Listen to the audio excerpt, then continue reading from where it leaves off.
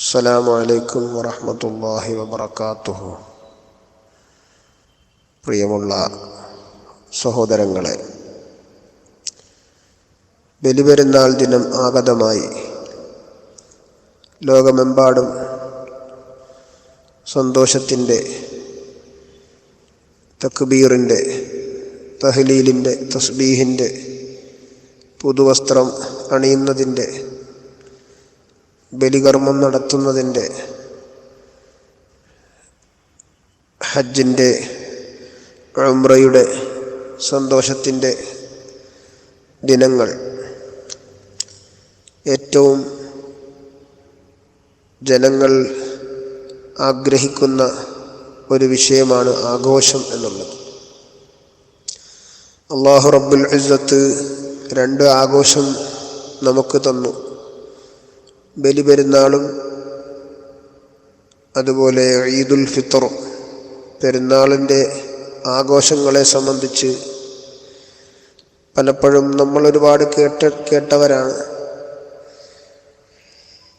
ബലിപെരുന്നാൾ എന്നത് വാക്ക് തന്നെ ഒരു ബലി അറുത്ത പെരുന്നാൾ എന്നുള്ളതാണ്. അഥവാ ബലി അറുക്കുന്ന പെരുന്നാൾ എന്നും അതിനർത്ഥം വെക്കാം. ഈദുൽ അദ്ഹ, അൽ ഈദുൽ അക്ബർ എന്നൊക്കെ ബലിപെരുന്നാളിനെ സംബന്ധിച്ച് പറയുന്നുണ്ട്. അപ്പോൾ എന്താണതിൻ്റെ നമ്മളിന്ന് മനസ്സിലാക്കാനുള്ളതെന്ന് പറഞ്ഞാൽ, അന്നത്തെ ദിവസത്തിൽ ഖലീലുല്ലാഹി ഇബ്രാഹിം നബി അലൈഹിസ്സലാത്തു വസ്സലാമിന് അല്ലാഹു തആല ഒരു സ്വപ്നം അറിയിച്ചു കൊടുത്തു. സ്വപ്നത്തിൽ ഇബ്രാഹിം നബി അലൈഹിസ്സലാത്തു വസ്സലാം മകനെ അറുക്കുന്നത് കാണുകയാണ്. സ്വന്തം മകനെ സ്വന്തമായിട്ട് അറുക്കുന്നത് സ്വപ്നം കണ്ട ഇബ്രാഹിം നബി അലൈഹിസ്സലാത്തു വസ്സലാം, പ്രവാചകന്മാർക്കുള്ള സ്വപ്നങ്ങളൊക്കെയും അത് അള്ളാഹുവിൻ്റെ ദിവ്യ സന്ദേശങ്ങളാണ്, വഹിയാണ്. ആ അടിസ്ഥാനത്തിൽ ഇബ്രാഹിം നബി അലൈഹിസ്സലാത്തു വസ്സലാം മകനെ അറുക്കാൻ തീരുമാനിച്ചു. ആദ്യത്തെ ദിവസം കണ്ടപ്പോൾ 100 ഒട്ടകം അറുത്തു.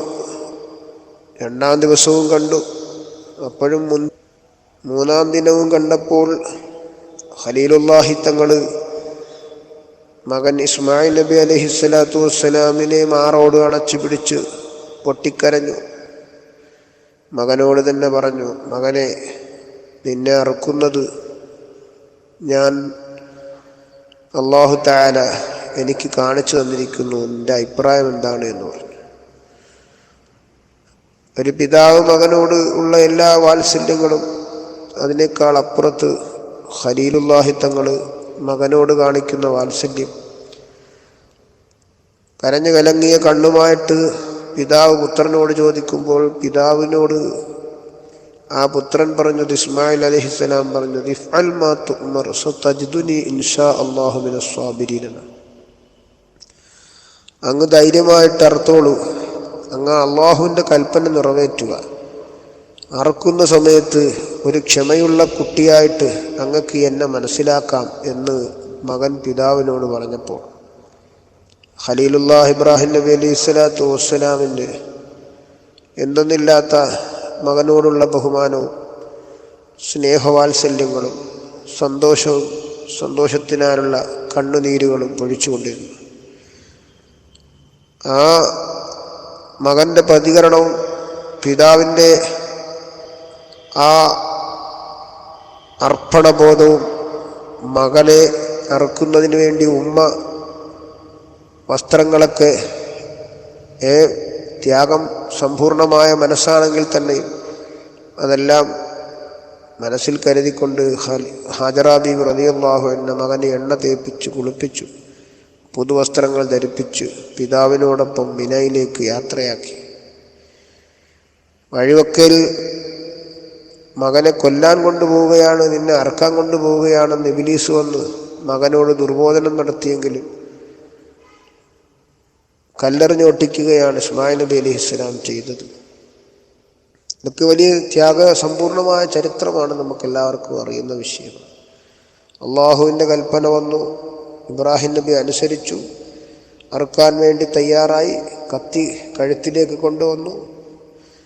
അപ്പോഴത്തേക്കും നാദാഹു അർഹമർ റഹീമീൻ ഖദ് സദ്ദഖത റുയാ ഇന്നാ കദാലിക നജ്സിൽ മുഹ്സിനീൻ. അങ്ങക്ക് കാട്ടിയ സ്വപ്ന ദർശനം അതങ്ങ് വാസ്തവമായി കണക്കാക്കി താങ്കൾ അല്ലാഹു തആല കീഴ്പ്പെട്ടു. ദുനിയാവിൽ എന്ത് കാര്യങ്ങളുണ്ടെങ്കിലും അതെല്ലാം അള്ളാഹുവിന് വേണ്ടി സമർപ്പിക്കാൻ താങ്കൾ തയ്യാറാണെന്ന് മലക്കുകളെ ബോധ്യപ്പെടുത്തിയിരിക്കുന്നു. അങ്ങനെ അള്ളാഹുവിൻ്റെ കൽപ്പനപ്രകാരം ജിബ്രീൽ അലൈഹിസ്സലാം ആടിനെ കൊണ്ടുവന്നു. സ്വർഗത്തിലെ ആ ആടിനെ അറുത്തു.